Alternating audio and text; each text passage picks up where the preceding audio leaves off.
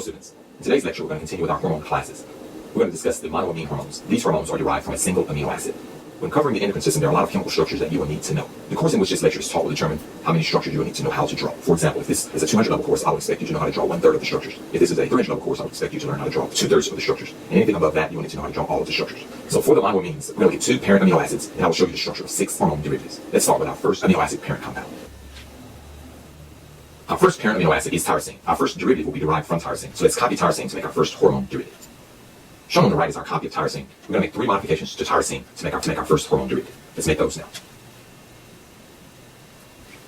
Shown here is our first hormone derivative, epinephrine. There were 3 modifications made from tyrosine to make epinephrine. Let's indicate those. First, the alpha carbon was decarboxylated and the carboxyl group was replaced with a methyl group. Secondly, the hydrogen on the beta carbon was replaced with a hydroxyl group. And lastly, on the phenyl ring of tyrosine, we added an additional hydroxyl, making this a catechol. So this phenyl ring with an additional OH makes this a catechol. So this compound is epinephrine, which is a catecholamine. Let's make our next hormone derivative by modifying epinephrine.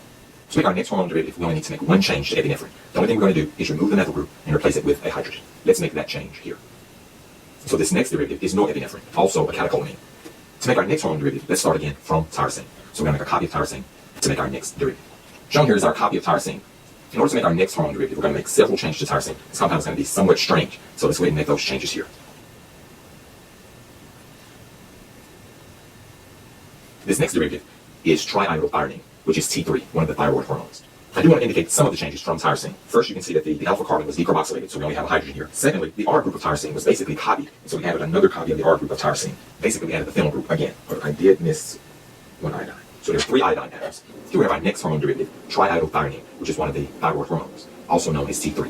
So what we're going to do next is copy T3 to make our 4th hormone derivative. Here we have our copy of T3. We're going to make 1 simple modification to make our 4th hormone derivative. We're simply going to add an additional iodine atom.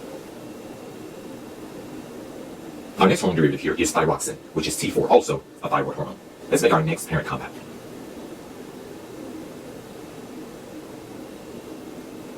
Our next amino acid parent compound is tryptophan. I've indicated here the renumbering system for tryptophan as to make the modifications simpler. Let's make our first derivative of tryptophan. To make our first hormone derivative, we're going to make 2 modifications to the amino acid tryptophan. Let's make those changes here. Our first hormone derivative from tryptophan is 5-hydroxytryptamine, which is the hormone serotonin. Let's make our final hormone derivative from serotonin. In order to make our final hormone derivative, we'll have to make 2 modifications to serotonin. Let's make those here. Our final hormone derivative is melatonin. Let's indicate the changes that were made from serotonin. First, a hydrogen was removed from the amino group and an amide functional group was added. Secondly, we removed a hydrogen from the hydroxyl group on the ring and replaced it with an ether group. And so this is our final hormone derivative, melatonin. So shown here are all of our hormone derivatives, which are monoamines. Let's briefly review these. Our first parent compound was tyrosine. From tyrosine, we were able to make epinephrine, a catecholamine, norepinephrine, also a catecholamine, triiodothyronine, which is T3, a thyroid hormone, and thyroxine, T4, also a thyroid hormone. Our second parent compound was the amino acid tryptophan. From tryptophan, we have 5-hydroxytryptamine, which is serotonin, and melatonin. And so these are our monoamine hormone derivatives. That concludes this lecture. Hope that you've learned a lot.